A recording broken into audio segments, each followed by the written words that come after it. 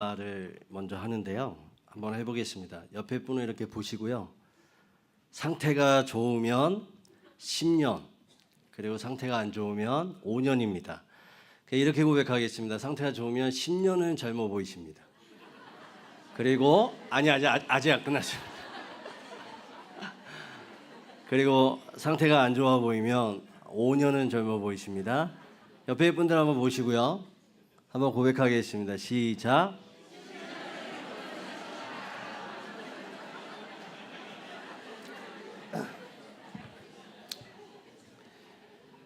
예, 저희 교회 어느 권사님이 차량을 구입하시고 번호판을 등록하시지도 않고요. 찾아오셔가지고 목사님 기도받아야 된다고, 그래야 사고 나지 않는다고 오셔가지고요. 제가 그 마음이 너무 예뻐가지고 열심히 기도를 해드렸습니다. 하나님 사고 나지 않고 지경을 넓혀달라고. 그런데 2달 뒤에 대형 사고가 났습니다. 차라리 제가 교구를 옮기고 아니면 교회를 떠나서 대형 사고가 나면 좋을 텐데요. 아니, 교구를 옮긴 것도 아니고 교회를 떠난 것도 아니고, 그리고 이제 그분의 신방을 가야 되잖아요. 이걸 어떻게 갑니까? 이제 신방을 가는 내내 하나님 앞에 이제 막 불평을 했죠. 하나님, 이럴 수가 있느냐고. 아니, 좀 들어주셔가지고 사고 나지 않게 해주셔야 되지 않겠냐고. 이게 찝찝합니다. 그리고 기도를 해드리고 나오는데요. 제 마음에 그 불편함이 있는 겁니다. 근데 비단 그분만 있는 것이 아니고요. 때로는 자녀들을, 또한 직장과 결혼과 또 아파트 매매를 위해서 우리 권사님들이 기도 제목을 놓고 기도할 때에 아무리 기도해도 직장에 취직이 되지 않고, 아이는 나오지 않고, 아파트는 매매가 되지 않고, 7년 동안 그 어떠한 여러 가지의 사건들을 통해서 하나님의 역사를 기대하지만 전혀 기대가 그냥 절망으로 바뀔 때가 참으로 많이 있을 때가 있습니다. 오늘 말씀이 그렇습니다. 오늘 27절의 말씀에 보면 이렇게 나와 있습니다. 아브라함이 그 아침에 일찍 일어나 여호와 앞에 서 있던 곳에 이르러. 아침에 일찍 일어났다라고 얘기하고요. 그리고 여호와 앞에 서 있던 곳에 갔다라고 이야기하고 있습니다. 우리가 읽지는 않았지만 아브라함이 아침에 일찍 일어나고 서 있던 곳에 간 이유는 앞장의 22절부터 33절의 말씀에 우리가 잘 알고 있는 소돔과 고모라 땅의 이야기가 나오고 있습니다. 하나님이 아브라함에게 나타나셔서 내가 소돔과 고모라 땅을 멸할 것이다 라고 말씀을 하시는 것이죠. 그럴 때 아브라함이 중보를 합니다. 하나님, 그 땅에 50명만, 45명만, 40명만, 30명만, 20명만, 10명만 있어도 그 안에 의인이 있으면 하나님 그 성을 허무지 말고 그 성을 구원해 달라고 하나님 앞에 기도를 합니다. 간절히 기도했을 것입니다. 얼마나 전심으로 기도했을까요? 그래서 기대하는 마음으로, 소망하는 마음으로 아침에 일찍 일어난 것입니다. 그리고 어제 하나님 앞에 중보했던 그 자리로 간 것이죠. 그런데 어떠한 일이 일어났을까요? 28절 우리 같이 한번 읽어볼게요. 28절 다 같이 한번 읽어보겠습니다. 시작. 소돔과 고모라와 그 온 지역을 향하여 눈을 들어 연기가 온기가마에 연기같이 치솟음을 보았더라. 그렇죠. 기대와 소망이 절망으로 바뀐 것입니다. 하나님 앞에 일찍 일어나 기도했던 곳으로 갔는데 그 절망, 소망이 절망으로 바뀐 것이죠. 그런데 29절에 이렇게 나와 있습니다. 29절을 보시면 하나님이 그 지역의 성을 멸하실 때에, 그러니까 우리의 기도의 제목이 소망이 절망으로 바뀔 때에, 그 도시 거주하는 성을 엎으실 때에, 그러니까 응답이 없는 것 같이 느껴질 때에 하나님이 뭐라고요? 아브라함을 생각하사. 오늘 여기서 생각하사라고 나와 있는 이 단어는 달리 말하면 기억하사입니다. 하나님이 아브라함을 기억하사, 그 뒷부분에 뭐라고 얘기하죠? 롯을 그 엎으시는 중에 내보내셨더라 라고 나와 있습니다. 그러니까 하나님이 아브라함의 기도와 아브라함의 그 중보가 헛된 것이 아니라 하나님의 때에 맞게끔 하나님의 역사하심으로 기억하시고 그 가운데의 롯을 구원하셨다라는 것이죠. 한 가지 더 생각할 것은 아브라함이 이 당시 이후에 롯과 재회를 했을까요? 만났을까요? 만날 수도 있는데요. 제가 말씀을 계속 찾아보니까 만났다라는 이야기가 나와 있지 않습니다. 그리고 20장에 이렇게 나와 있습니다. 남쪽 그랄로 옮겼더라. 그러니까 아브라함이 남쪽으로 옮긴 거죠. 지금처럼 핸드폰이 있거나 인터넷이 있어서 연락할 수 있는 방법들은 별로 없었을 것입니다.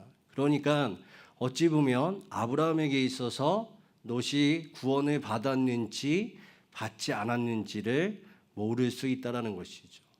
우리가 하나님 앞에 헌신하고 우리가 기도할 때에 때로는 이런 경우가 많이 있습니다.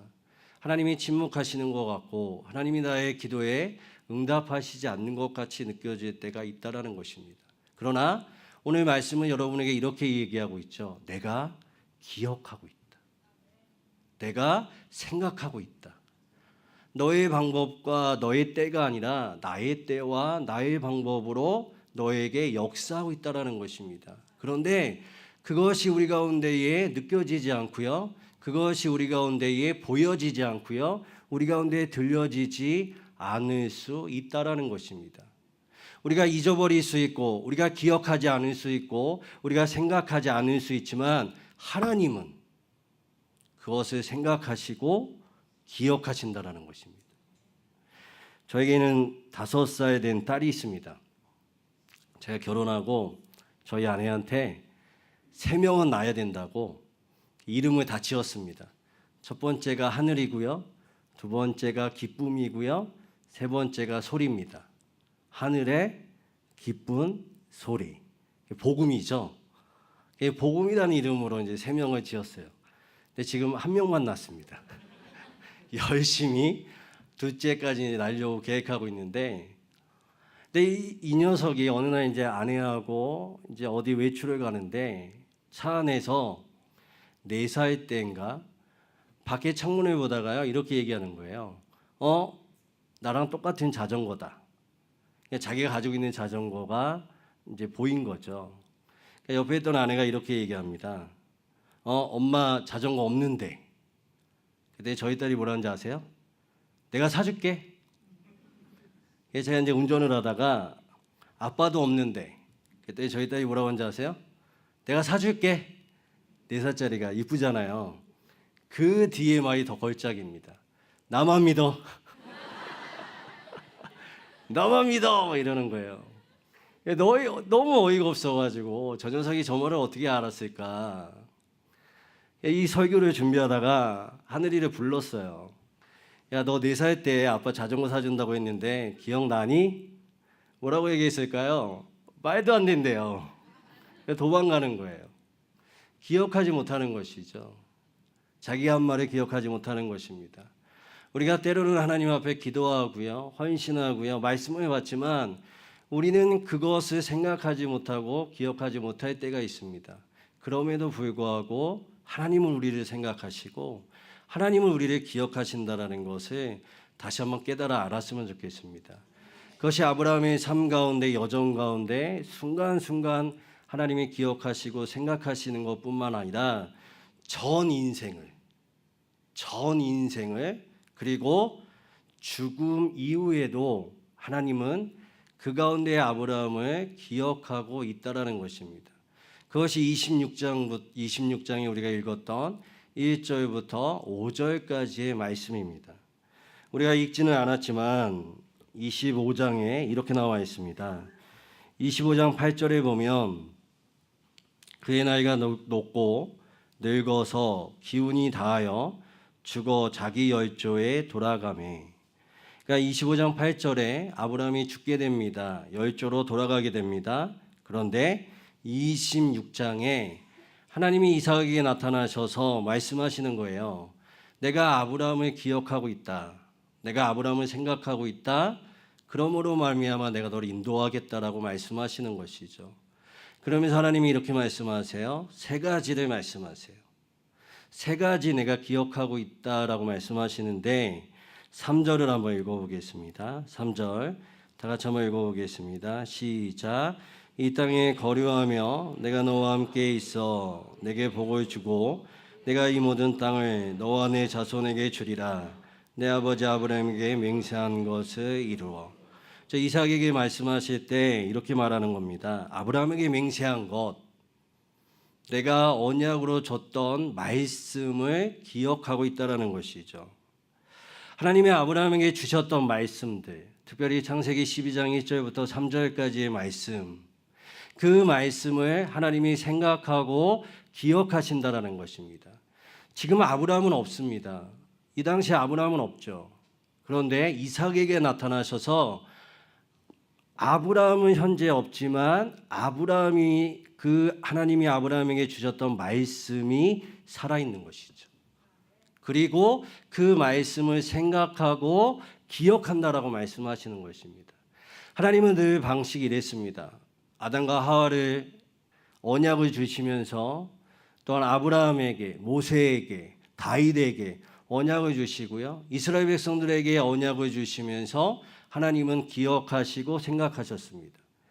특별히 새 언약으로 오신 예수 그리스도를 믿는 우리 가운데도 하나님은 날마다 우리 가운데 주신 그 말씀이 그 당시의 말씀뿐만 아니라 우리가 죽음 이후에 이 땅에 우리의 존재가 사라질 때에도 하나님은 그 말씀을 지키시고 생각하신다라는 것이죠. 또 한 가지는 5절입니다. 5절 다 같이 한번 읽어보겠습니다. 5절 다 같이 읽어보겠습니다. 시작. 이는 아브라함이 내 말을 순종하고 내 계명과 내 율례와 내 법도를 지켰습니다 하시니라. 그렇죠. 두 번째 하나님이 기억하신다라는 것은 순종입니다. 근데 참 단어가 네 가지가 동일한 단어가 나옵니다. 명령과 계명과 율례와 법도를 동일한 단어를 사용하면서 하나님이 이렇게 말씀하시는 것이죠. 순종했다라는 것입니다. 달리 말하면 삶의 흔적입니다. 하나님이 우리 가운데 말씀을 주시고 그 말씀을 가지고 살아내는 우리의 현장, 삶의 흔적들을 하나님이 기억하신다라는 것이죠. 우리의 봉사, 우리의 찬양대로 하나님 앞에 헌신하는 것, 우리가 기도했던 것, 또한 교회를 섬겼던 것, 우리가 하나님 앞에 했던 모든 그 봉사의 흔적들을 하나님은 기억하시고 생각하신다라는 것입니다. 세 번째는 1절부터 2절까지의 말씀인데요. 1절 한번 읽어보겠습니다. 1절 다 같이 한번 읽어보겠습니다. 시작.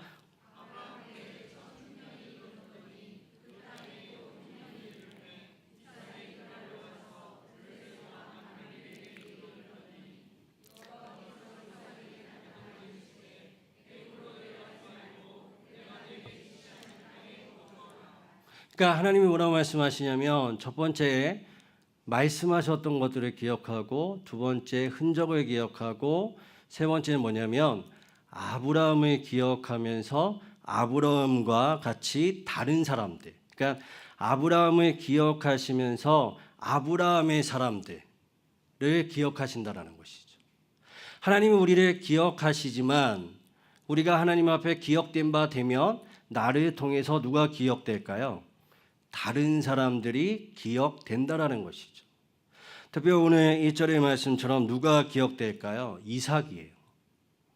여러분, 아브라함에게 이삭은 어떠한 사람이었을까요? 아브라함은 좀 진취적인 사람이었습니다. 어떻게 보면 아브라함은요, 하나님 앞에 도전 정신이 있었던 사람입니다. 좀 강한 사람이었다라고 느껴집니다. 근데 이삭은 어떠한 사람이었을까요? 소심했죠. 유약했죠. 연약했죠. 결혼이 40살이 되었는데도 결혼 안 했는데 투정 한 번 안 부립니다. 땅을 파는데요. 땅을 팠는데 다른 민족이 와가지고 뺏으려고 하며 뺏기는 사람이에요. 어떻게 보면 아브라함에게 있어서 이삭은 유약하고 연약한 존재였는지도 모르겠습니다. 어떻게 보면 골칫덩어리였는지도 모르겠습니다. 그런데 하나님 뭐라고 말씀하세요? 그런 이삭을 아브라함을 통해서 기억하신다라는 거죠. 또 놀라운 것은 2절입니다. 2절 다 같이 한번 읽어보겠습니다. 시작. 여호와께서 이삭에게 나타나 이르시되 애굽으로 내려가지 말고 내가 내게 지시한 땅에 거주하라. 여러분 그 1절을 읽어보면 아브라함이 믿음의 초기에 하나님 앞에 실수했던 장면이 나옵니다. 12장 10절인데요. 그때는 아브라함이 하나님의 명령에 따라서 애굽 땅으로 내려가지 않습니다. 그런데 오늘 이삭은 애굽 땅으로 내려가려고 하는데 아브라함에게는 하나님이 말씀하시지 않았는데 이 이삭에게는 말씀하시는 거예요. 내려가지 말라는 것이죠. 더 섬세하게 더 세밀하게 인도하신다라는 거죠. 아브라함에게는 어떻게 보면 아브라함이 실수했던 것들을 하나님이 지켜보셨어요. 근데 이삭은 아니죠. 어떻게요? 더 섬세하게 더 하나님이 간섭을 하시고 있다라는 것이죠. 왜 그럴까요?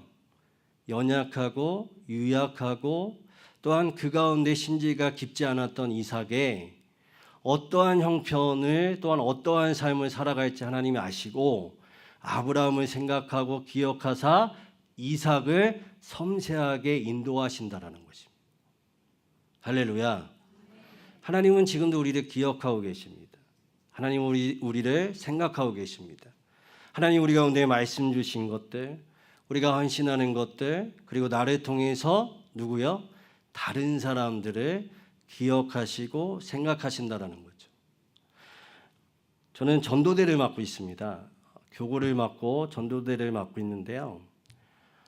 저희 안산제일교회에서 한 7년 정도 사역을 한 것 같습니다.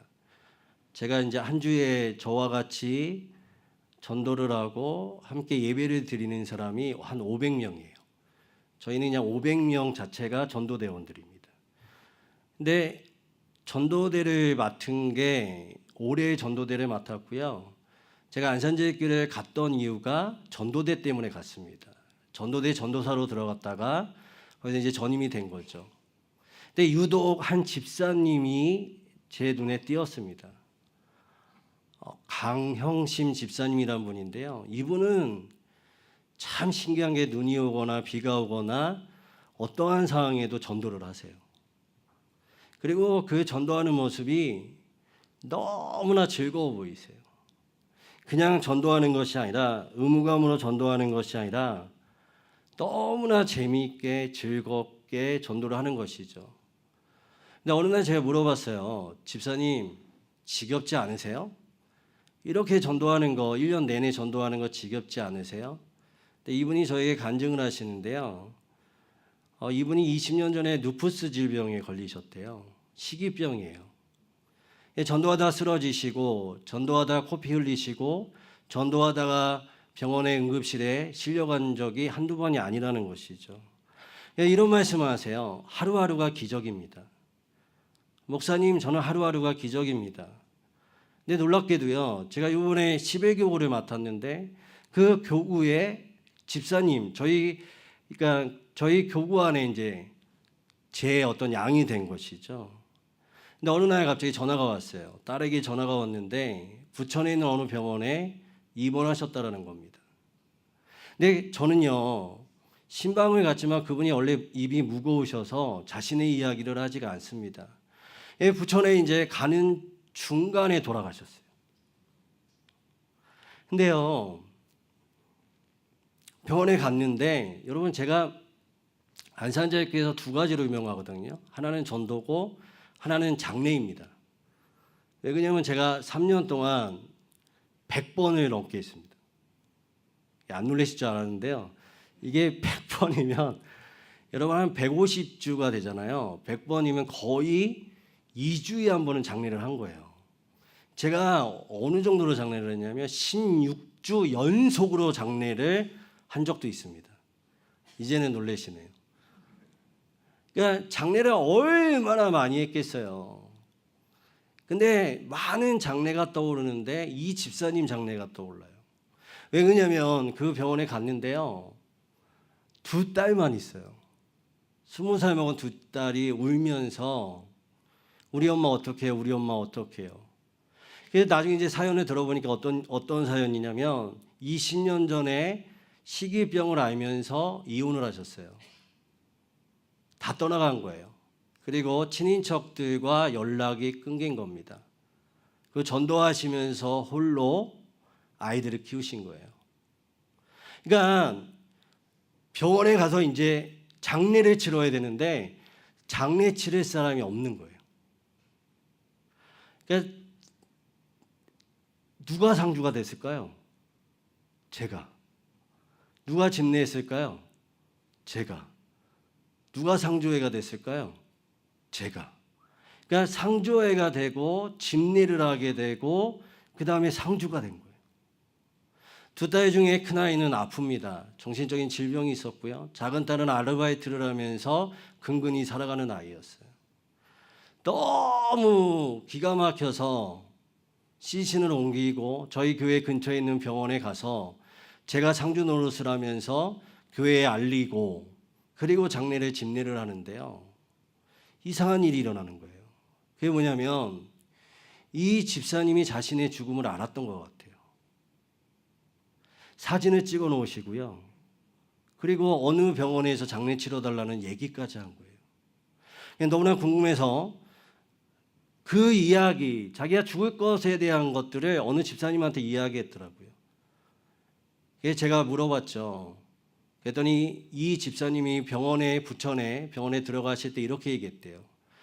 꿈에 예수님이 나타나신 것 같다고 자신을 한복을 입히시면서 자신을 부르신다라는 거예요. 그래서 자기가 죽을 것 같다라는 것을 알리셨다라는 거죠. 그래서 그 집사님에게 자신의 영정사진과 그 다음에 어느 병원에서 장례를 치러야 하는지에 대해서 말씀하셨다라는 거예요. 그런데 더 놀라운 건 뭔지 아세요? 딸들에게는 말을 못했어요. 딸들이요 오열을 하는데 뭐라고 오열하는지 아세요? 엄마 안 죽는다고 했잖아. 엄마 병원에 들어갈 때 안 죽는다고 했잖아. 엄마 하나님이 살려주신다고 했잖아. 이러면서 두 딸이 오열을 하는데요. 물어봤더니 일주일 전에 병원에 들어갈 때 그 집사님이 이렇게 얘기했대요. 하나님 나 쉽게 데려가지 않아. 분명히 집사님에게는 나 죽을 것 같다고 하나님 부르실 것 같다라고 얘기했지만 두 딸에게는 나 죽지 않을 거야. 하나님이 나 살려주실 거야. 왜 그랬을까요? 걱정되는 거예요. 두 딸이 살아갈 것들에 대해서 걱정이 되는 거죠. 근데 마음이 저밀어졌습니다. 마음이 아팠습니다. 왜냐하면 차짓한 그 침대 바닥에서 분명히 기도하셨을 거예요. 하나님, 나는 데려가셔도 되는데 나는 기적으로 살았는데 내 딸 어떻게 합니까? 내 두 딸 어떻게 합니까? 두 딸의 인생을 어떻게 합니까? 얼마나 우셨을까요? 그거 생각하니까요 마음이 찢어지는 거예요. 그러면서 장례를 치는데 끊임없이 제 하나님 앞에 질문이 뭐냐면 이 두 딸을 어떻게 하냐는 거죠. 그 집사님의 기도가 저의 기도가 되었던 겁니다. 하나님 어떻게 하실 겁니까? 큰아이는 정신적인 질환이 있고 작은아이는 근근히 살아가는 저 딸들을 어떻게 할 겁니까? 눈물로 장례식을 치르는데요. 놀라운 일이 일어나기 시작했습니다. 장례식에 아무도 없을 것 같았는데 교인들이 오기 시작했고요. 제가 100번이 넘게 장례를 했는데 그렇게 많이 장례에 오는 그렇게 많이 재정적으로 풍요로운 장례가 없었습니다. 장지까지 가고 낙골 땅까지 갔는데요. 50명이 따라왔고요. 끝까지 그 두 딸들을 손잡아 주시면서 다독여 주시는 집사님과 권사님들을 보았어요. 더 놀라운 것은 20년 만에 삼촌이 연락이 됐습니다. 그리고 장례가 끝 무렵 후원자들이 나타나기 시작했고요. 교회에서 양아버지가 되어주겠다, 양어머니가 되어주겠다, 평생 도와주겠다라는 선언들이 일어나기 시작했어요. 이 두 딸이 마지막에 낙골 땅에서 교회를 향할 때 이렇게 얘기하더라고요. 교회를 잘 안 다니던 두 딸이었는데요. 하나님의 살아계심을 느끼겠다. 근데 저는 어떠한 말씀이 생각나는지 아세요? 이 말씀이 생각났어요. 26장 1절부터 5절까지의 말씀이 생각났어요. 그 집사님은 강영진 집사님은 지금 이 땅 가운데 없지만 우리 집사님이 하셨던 헌신들, 그리고 하나님의 말씀을 붙들었던 집사님, 결국에는 하나님이 그 딸들을 기억하시는구나. 기억하시는구나. 저는 불광동 출신이에요. 아시는 분은 알겠지만 초등학교 불광초등학교 나왔고요. 불광중학교 나왔고요. 대성고등학교 나왔어요. 제가 어릴 때부터 다녔던 교회는 청강교회입니다. 저희 할머니가 날마다 저를 위해서 기도해 주셨는데 안산으로 이사 가게 된 거예요. 안산으로 이사 가가지고 저희 할머니가 어디 교회 다니는지 아세요? 안산제일교회를 다니셨어요. 90년대 안산제일교회 다니시면서 전도사하는 저를 날마다 기도해 주시면서 하시는 말씀이 있었어요. 하나님, 우리 선찬이 건강하게 해주세요. 지금 생각해 보니까 그 당시에 고은 목사님이 암투병 하셨습니다. 그러니까 목사는 건강해야 되겠다 생각하셨겠죠. 두 번째는 뭔지 아세요? 제가 아버지 없이 키워지니까 고은 목사님 같은 목사님 밑에서 배우게 해주세요. 고은 목사님을 아버지로 섬기면서 안산제일교회 같은 교회에서 섬기게 해주세요. 그렇게 기도하셨어요. 제가 뭐라고 얘기했을까요? 에이, 할머니 그런 기도하지 마시고요. 능력 받게 해주세요. 제가 능력 받아가지고 기도 한번 하면 싹 낫는 그 놀라운 역사가 좀 일어나게 좀 해주시지. 무슨 그런 기도하냐고. 저희 할머니가 언제 돌아가신지 아세요? 2004년도에 돌아가셨습니다. 제가 안산제일교회 부목사가 2014년도에 됐어요. 2014년도에 고은 목사님을 모시고 병원 신방을 가는데요. 할머니의 기도가 들리는 거예요. 우리 선찬이 고은 목사님 같은 아버지 만나게 해주세요. 제가 주례를 누구한테 받았는지 아십니까? 고은 목사님이세요. 할머니는 2004년도에 없지만 할머니의 기도는 남아있는 거예요. 찬양대로 헌신하면서 헌신 예배를 헌신을 다짐하는 여러분에게 묻겠습니다. 도대체 어떠한 헌신을 다짐하시고 무엇을 바라보시겠습니까? 오늘 말씀을 기억했으면 좋겠어요. 하나님이 나를 주목하고 나를 기억하신다. 나의 이 헌신을 통해서 내가 비록 연약하고 때로는 음정이 들릴 수도 있고 박자가 들릴 수 있지만 하나님이 나를 기억하사 나의 찬양을 통해서 나의 주위에 있는 사람들이 은혜 받고 또한 은광교회가 하나님 앞에 놀라운 부흥과 영광의 임재가 가득하며 내가 이 땅 가운데에 비록 내가 이 땅 가운데 사라지고 존재가 사라져도 없어져도 하나님은 나의 헌신과 나와 함께 하셨던 그 하나님이 나를 통해서 은광교회를 기억하시고 나의 자녀들을 기억하신다는 것들을 깨달아 알았으면 좋겠어요. 그래서 우리가 소망하는 것, 우리가 바라보는 것, 때로는 사람들과 찬양대를 하면서 싸울 수도 있고요. 때로는 집어치우고 싶을 때도 있고요. 때로는 내가 왜 여기 있어야 하는가 생각할 때도 있지만 하나님이 나에게 마련해 주신 자리고 나를 생각하시고 나를 기억하신다는 그 말씀이 여러분 가운데에 은혜가 되게 하시고 소망이 되며 모든 것들 가운데 헌신의 다짐의 근원이 되시기를 주님의 이름으로 축원드립니다. 기도하겠습니다. 하나님, 때로는 절망과 근심과 걱정과 두려움의 절벽 앞에 있을 때가 참으로 많이 있습니다. 그래서 하나님 두렵다고, 하나님 너무나 아프다고, 너무나 힘들다라고 말씀하시지만 하나님 우리를 기억하시고 생각된 바 됨으로 말미암아 날마다 푸른 초장으로 인도하시는 우리의 좋으신 아버지가 계심을 우리가 기억할 수 있도록 도와주시고 인도하여 주시옵소서. 소망을 품게 하여 주시고 우리의 절망이 변하여 하나님 앞에 소망과 기쁨이 되게 하여 주시며 우리 가운데 묶여있던 것, 우리 가운데 하나님 앞에 풀어지고 회복되어지며 치유받는 시간들이 우리의 모든 예배와 우리의 헌신의 시간들이 될 수 있도록 도와주시고 인도하여 주시옵소서. 감사드리며 예수님의 이름으로 기도드립니다.